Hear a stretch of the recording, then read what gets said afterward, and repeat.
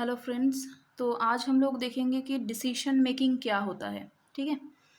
Decision making के अंदर क्या होता है, कैसे काम करता है डिसीशन मेकिंग, कौन सा कीवर्ड हम लोग यूज़ कर सकते हैं, कौन सा स्टेटमेंट्स हम लोग यूज़ कर सकते हैं, ये हम लोग आज देखने वाले हैं। डिसीशन मेकिंग क्या होता है? डिसीशन मेकिंग का मतलब ये होता है कि यहाँ पे एक कंडीशन होगा और उस कंडीशन अगर सेटिस्फाई हो गया, ट्रू हो गया, तो उसके हिसाब से एक स्टेटमेंट एग्जीक्यूट होगा या फिर कुछ स्टेटमेंट्स एग्जीक्यूट होगा।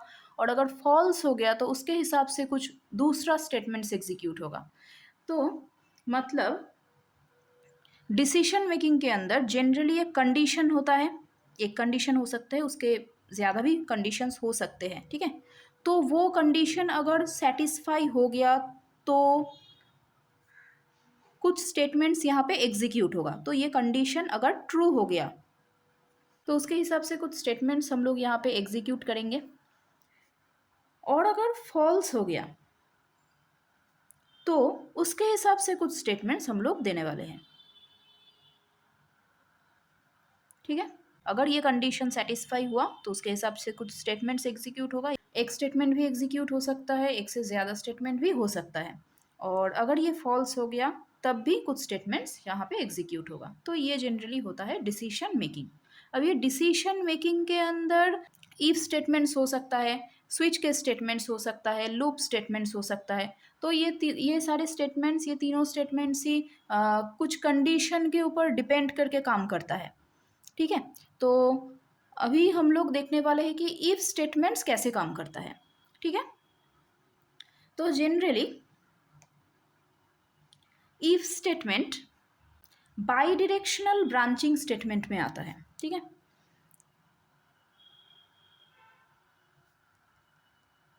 By directional branching statement,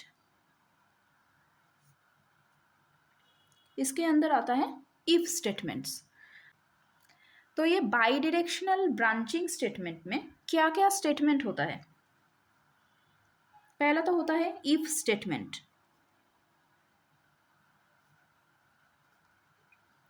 next if else statement. Multiple if statement, else if ladder statement, इसको हम इफ एल्स इफ भी बोल सकते हैं। और नेक्स्ट आता है नेस्टेड इफ स्टेटमेंट। ठीक है। तो डिसीजन मेकिंग के अंदर बाई डायरेक्शनल ब्रांचिंग स्टेटमेंट में ये सारे पार्ट्स होते हैं। और मल्टीपल ब्रांचिंग स्टेटमेंट्स में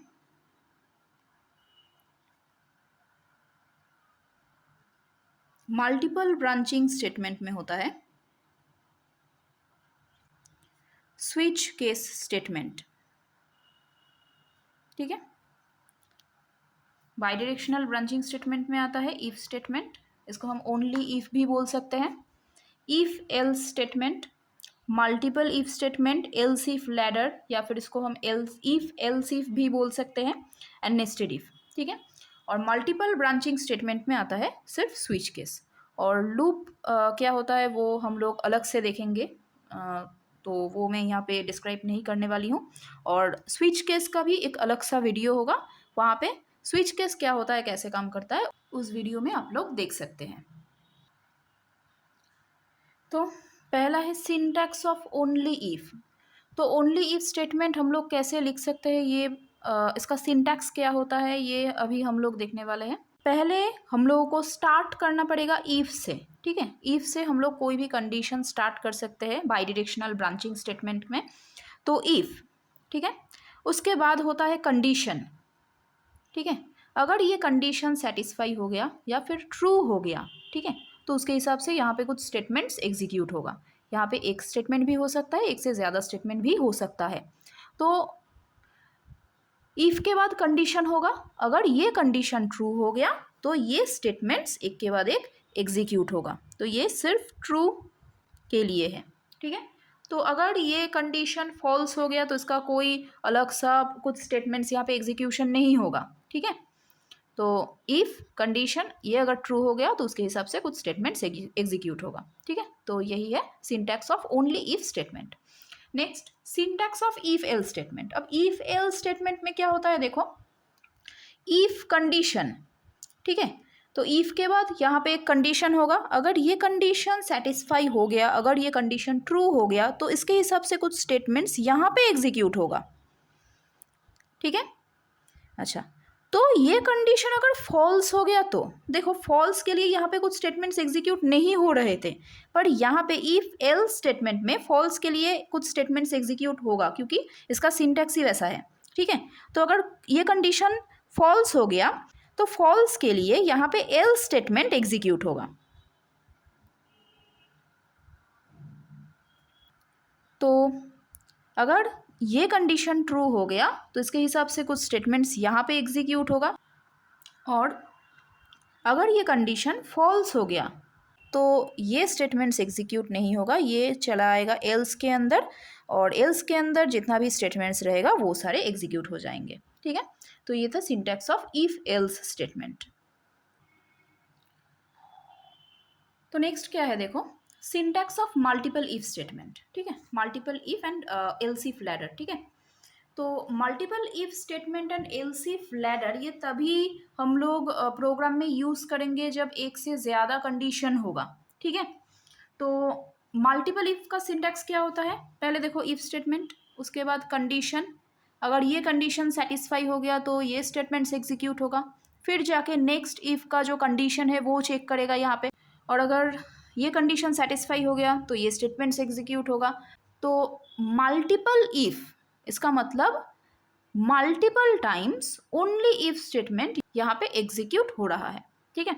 देखो, इफ कंडीशन तो उसके बाद स्टेटमेंट्स, तो ओनली इफ वैसे ही था, ठीक है। इफ के बाद कंडीशन और उसके बाद स्टेटमेंट्स, तो ऐसे करके ये हो रहा है मल्टीपल इफ, ठीक है। और जितना भी कंडीशंस होगा प्रोग्राम में उतना कंडीशन हम लोग इफ से दे सकते हैं, जैसे कि देखो ऐसे, ठीक है। कंडीशन 1 पहला कंडीशन हो गया, उसके हिसाब से स्टेटमेंट्स हो गया, उसके बाद कंडीशन 2 उसका स्टेटमेंट्स हो गया, कंडीशन 3 उसका स्टेटमेंट्स, तो ऐसे जितना भी कंडीशन होगा और उसके हिसाब से कुछ स्टेटमेंट्स रहेगा तो वो हम ऐसी तरीके से एग्जीक्यूट कर सकते हैं, ठीक है, इफ के बाद कंडीशन देकर। Next, syntax of else if ladder. तो एल्स इफ लैडर भी हम लोग तभी यूज़ कर सकते हैं जब एक से ज़्यादा कंडीशन होगा प्रोग्राम में, ठीक है। तो देखो, इफ़ उसके बाद कंडीशन, अगर ये कंडीशन सेटिस्फाई हो गया तो उसके हिसाब से कुछ स्टेटमेंट्स यहाँ पे एग्जीक्यूट होगा।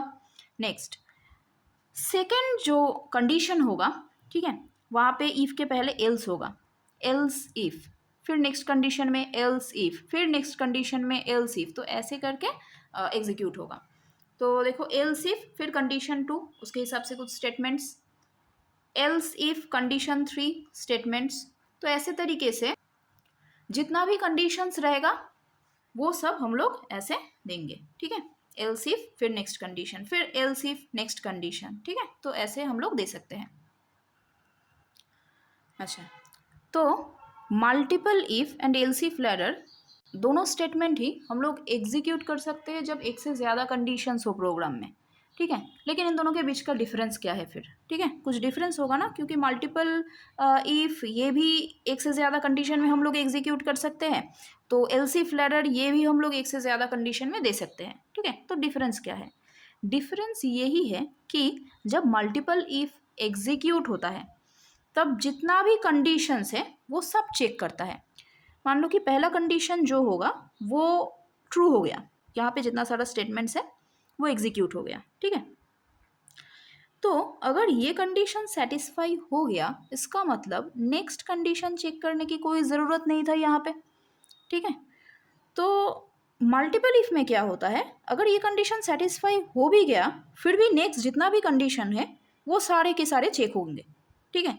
मतलब यहाँ पे अगर 5 कंडीशंस होगा इफ के बाद, तो अगर पहला कंडीशन ट्रू हो जाए फिर भी कंडीशन 2 कंडीशन 3 4 5 वो सारे चेक होगा, ठीक है। लेकिन एल्स इफ लैडर में ऐसा कुछ नहीं होता, अगर पहला कंडीशन ही यहाँ पे सेटिस्फाई हो गया तो उसके हिसाब से जो स्टेटमेंट्स पहले है वो एग्जीक्यूट हो जाएंगे। तो ये कंडीशन ट्रू हो गया, इसका मतलब नेक्स्ट जितना सारा कंडीशंस यहाँ पे है वो कुछ भी चेक नहीं होंगे, ठीक है। अगर ये ट्रू हो गया तो ये स्टेटमेंट एग्जीक्यूट करके उसके बाद जितना भी कंडीशन है कुछ भी चेक नहीं करेगा, कोई भी कंडीशन उसके बाद चेक नहीं होगा, ठीक है। तो क्योंकि देखो यहाँ पे एल्स इफ दिया हुआ है, मतलब इसका मतलब क्या है, इसका मतलब यही है अगर पहला कंडीशन जो है वो अगर फॉल्स हो गया तभी इस कंडीशन में आके ये कंडीशन चेक होगा, ठीक है। अगर ये कंडीशन भी फॉल्स हो गया फिर नेक्स्ट कंडीशन में जाके ये इसको चेक करेगा। तो मान लो कि यहाँ पे कंडीशन 2 सेटिस्फाई हो गया, ठीक है। तो कंडीशन 2 अगर यहाँ पे सेटिस्फाई हो गया, ये अगर ट्रू हो गया यहाँ पे, तो ये स्टेटमेंट्स एग्जीक्यूट हो जाएंगे। फिर नेक्स्ट कंडीशन जितना भी रहेगा, जितना भी कंडीशंस रहेगा वो कुछ भी चेक नहीं होगा, ठीक है। तो ऐसे एल्स इफ लैडर काम करता है। Next, syntax of nested if. Nested if का मतलब ये होता है कि एक इफ कंडीशन होगा और उसके अंदर अगर वो सेटिस्फाई हो गया तो उसके अंदर एक और इफ स्टेटमेंट एग्जीक्यूट होगा, ठीक है। तो देखो, इफ कंडीशन, अगर ये कंडीशन ट्रू हो गया तो ये स्टेटमेंट एग्जीक्यूट होंगे। और यहाँ पे हम लोग देख रहे हैं कि यहाँ पर भी एक इफ एल्स स्टेटमेंट है ना। इफ कंडीशन, तो ये अगर सेटिस्फाई हो गया तो ये स्टेटमेंट में आएंगे। इफ कंडीशन 2, तो यहाँ पे अगर ये ट्रू हो गया, ये कंडीशन सेटिस्फाई हो गया तो ये स्टेटमेंट्स एग्जीक्यूट होगा। अगर नहीं हुआ, अगर फॉल्स हो गया तो चला आएगा एल्स के अंदर, तो ये स्टेटमेंट एग्जीक्यूट हो जाएंगे, ठीक है। अच्छा, अब मान लो कि ये कंडीशन फॉल्स हो गया, तो तब क्या होगा। अगर ये कंडीशन फॉल्स हो गया तो ये सीधा चला आएगा एल्स के अंदर, और एल्स में आके इसके अंदर अगर कोई भी कंडीशंस हो तो उसको चेक करेंगे, ठीक है। जैसे कि यहाँ पे देखो, एल्स, तो पहला जो ईफ का कंडीशन था वो फॉल्स हो गया, मतलब एल्स यहाँ पे आएगा। और यहाँ पर भी एक इस ब्लॉक में भी देखो एक इफ कंडीशन है, एक स्टेटमेंट है। तो अगर पहला कंडीशन, मतलब पहला कंडीशन नहीं, एल्स के अंदर पहला कंडीशन, मतलब ये कंडीशन 3 यहाँ पे चेक होगा। अगर ये सेटिस्फाई हो गया, अगर ये ट्रू हो गया तो इसके हिसाब से कुछ स्टेटमेंट्स यहाँ पे एग्जीक्यूट होगा। और अगर फॉल्स हो गया तो एल्स में आएगा, इसके स्टेटमेंट्स यहाँ पे एग्जीक्यूट हो जाएंगे। तो यहाँ पे देखो, मैंने सिर्फ यहाँ पे इफ एल्स स्टेटमेंट यहाँ पे लिखी है, तो इसका मतलब ये नहीं कि सिर्फ if else statement he execute होगा, ठीक है। मल्टीपल इफ या फिर एल्स इफ लैडर, कुछ भी स्टेटमेंट्स यहाँ पे एग्जीक्यूट हो सकता है, ठीक है। पहला जो कंडीशन है उसके अंदर एक और इफ स्टेटमेंट है, ठीक है, लेकिन एल्स के बाद कोई इफ स्टेटमेंट नहीं है, ठीक है। तो उसको भी हम लोग नेस्टेड इफ बोल सकते हैं। यहाँ पे और एक चीज़ देखो, नेस्टेड इफ का मतलब ये नहीं होता कि जितना भी कंडीशंस रहेगा उस सारे के सारे कंडीशन के अंदर भी एक दूसरा कंडीशन रहेगा, ठीक है। मान लो कि यहाँ पे पहला जो कंडीशन है अगर ये सेटिस्फाई हो गया तो ये स्टेटमेंट ये ब्लॉक चेक कर रहा है ना। तो ऐसा भी हो सकता है कि पहला जो इफ कंडीशन है इसके अंदर एक इफ स्टेटमेंट एग्जीक्यूट हो रहा है, लेकिन एल्स के अंदर कोई दूसरा इफ स्टेटमेंट नहीं है, सिर्फ नॉर्मल कुछ स्टेटमेंट से प्रिंट करने के लिए, तो वो भी नेस्टेड इफ के अंदर ही होगा, ठीक है। मतलब वो भी एक नेस्टेड इफ ही है, ठीक है। तो ये है नेस्टेड इफ का सिंटैक्स, यही था। यहाँ पे और एक चीज़ मैं तुम लोगों को बता देती हूँ। जैसे देखो, मैं जितना भी यहाँ पे इफ स्टेटमेंट लिखी है उसके बाद एक कार्ली ब्रेक्स, मतलब सेकेंड ब्रैकेट जो है उसको ओपन की, ठीक है। और वो स्टेटमेंट्स एंड हो जाने के बाद, ख़त्म हो जाने के बाद वो ब्रैकेट यहाँ पे क्लोज भी हो गया, ठीक है। तो इसको हम ब्लॉक बोलते हैं, ठीक है। ये इफ का ब्लॉक है। जैसे ये ब्लॉक यहाँ से ओपन होके यहाँ से क्लोज हो रहा है, यहाँ तक क्लोज हो रहा है, ठीक है। सेम तरीके से एल्स का ब्लॉक ये है, यहाँ पे ओपन होके यहाँ पे क्लोज हो रहा है, ठीक है। और ये कंडीशन जो है इस इफ ब्लॉक है यहाँ से यहाँ तक, ठीक है। तो इसलिए सेकेंड ब्रैकेट हम लोगों को देना ज़रूरी है, ठीक है, क्योंकि जितना भी ब्लॉक है उसको हम लोगों को आइडेंटिफाई कर देना होगा कि उस ब्लॉक के अंदर जो भी स्टेटमेंट्स, कुछ स्टेटमेंट्स एग्जीक्यूट हो रहा है, ठीक है। तो यही था आज का वीडियो। नेक्स्ट वीडियो में हम लोग देखेंगे कि स्विच केस क्या होता है, मल्टीपल ब्रांचिंग कंट्रोल स्टेटमेंट्स क्या होता है, ठीक है। Thank you.